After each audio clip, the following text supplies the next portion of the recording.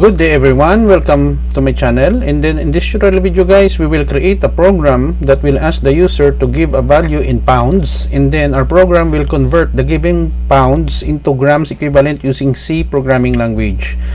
Before we start, I would like to say thank you so much to all my viewers, silent viewers, and supporters in my channel. Thank you for watching my videos, sharing, and most importantly by subscribing.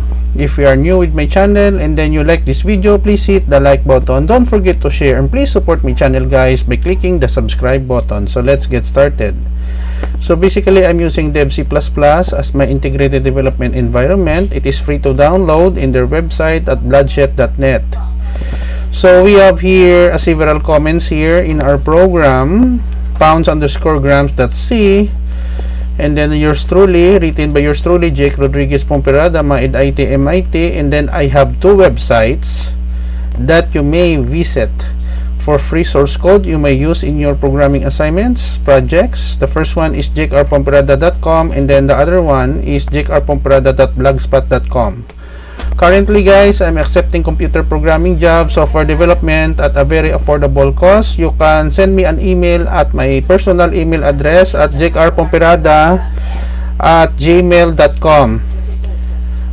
The date of our recording is July 19, 2022, 9:10 p.m. Tuesday. And then my location is Bacolod City, Negros Occidental, Philippines. So we have here shop includes tdio.h for input output. Int main, it is the starting point of every C programs. We have here begin, and then I have several variables that I declared, float, pounds, and grams, which I initialize with 0.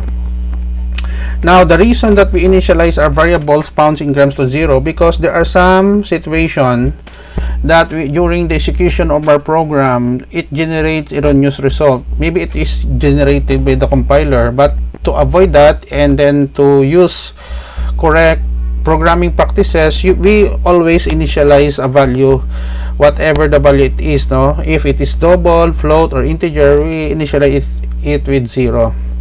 Print new line here, the title per program, pounds to grams in C. Enter weight value in pounds that will be stored in our pounds, grams, pounds, multiply by 453.592. So we have here the display of our pounds in equivalent to grams. So 5 decimal places to the left and 3 decimal places to the right. The same thing with our pounds, and new line here, and a program which informs the user that the program has been, and then new line, and then we close the body of our program with the right curly bracket. Don't worry guys, because I will put a link in the video description where you can download the complete source code for free in my two websites. Okay, let us compile and run. So let's say we have sample 1 pound. So 1 pound is equivalent to 453.592 grams. End of program.